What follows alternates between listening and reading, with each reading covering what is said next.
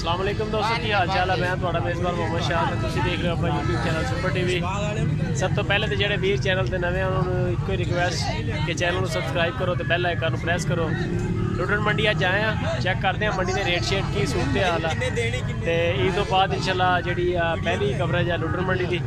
तो comment like share लाजमी राय देनी है कि कैसे लगे रेट जी लुटन मंडी की मुल है सर एदा काले का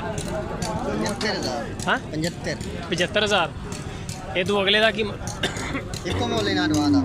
तो परली जोड़ी का आखिरली का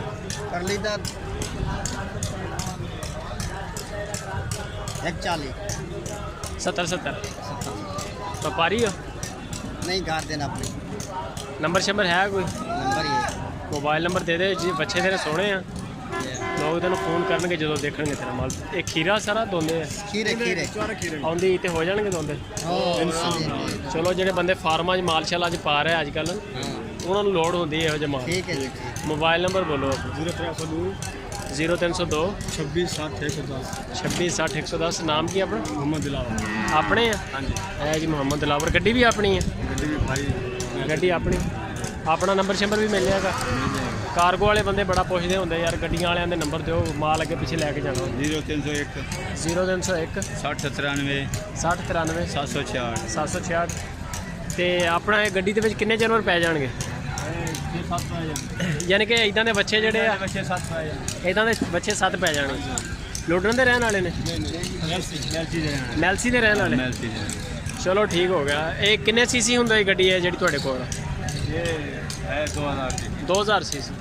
यानी कि 7-8 बच्चे अड़ा के तुसीं लाहौर लै जाओगे इदां दे जे अगर लाहौर ले जाने होण। है जी गड्डी वाले का नंबर भी आ गया, व्यापारी का भी नंबर आ गया भाई का। यह जोड़े बाबा जी ने गड्डी वाले ने बाद नंबर इन्हों का लिया। आ बच्चे ने 75,000 के आ भी 75,000 के आ जोड़े ने 70,000 1,40,000 रुपये की जोड़ी। लाइक कॉमेंट शेयर लाजमी। पहले आप बाबा जी का बना लें की मुल है बाबा जी? 1.5 लाख।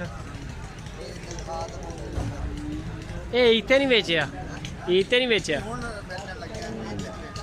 बेचे नहीं सी सही हो गया। अपने का की मुल है 75,000। ये केड़ी नस्ल?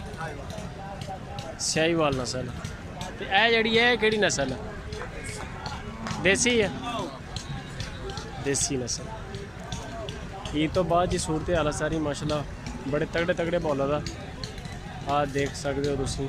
आ सारे बड़े जानवर सारे। लाइक कॉमेंट शेयर लाजमी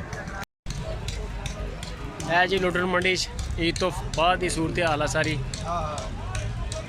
सर किन्ने पैसे मांगते हो ये जनाब 1,40,000। 1,40,000। हाँ जी हाँ जी। ये केड़ी नस्ल है? ये जनाब देसी देसी हाँ जी हाँ जी देसी नस्ल है जी 1,40,000 रुपये का। अब मूँह एनू कर लो तो बुढ़िया गोरियां देखदियां तुसीं मूँह ही परले पासे कर लिया यार जिदा नाराज होंदे हो यार बुढ़िया का शौकीन कोई नहीं।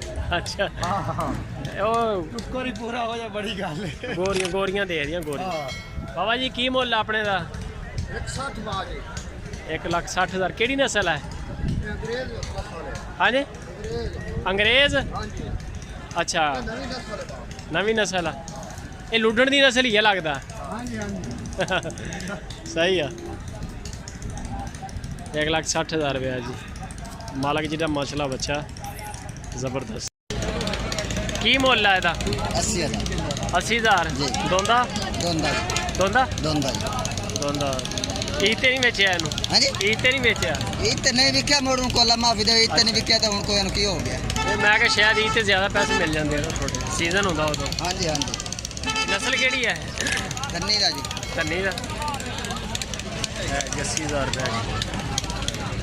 ईद ते किन्ने पैसे मांगते सी? ईद ते तो लोग सारे मंगी रखे होना सी आख सकने। ठीक हो गया।